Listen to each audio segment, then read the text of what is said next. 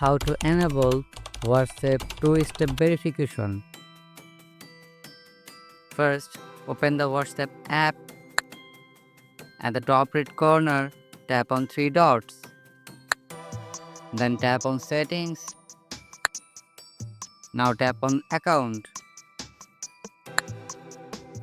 Here, you can see two-step verification option. Tap on it.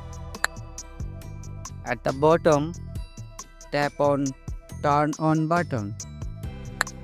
WhatsApp will ask you to set a 6-digit PIN. Type and confirm it. Your two-step security is set. You can turn off or change the PIN anytime. And that's it. This is how you can enable WhatsApp two-step verification.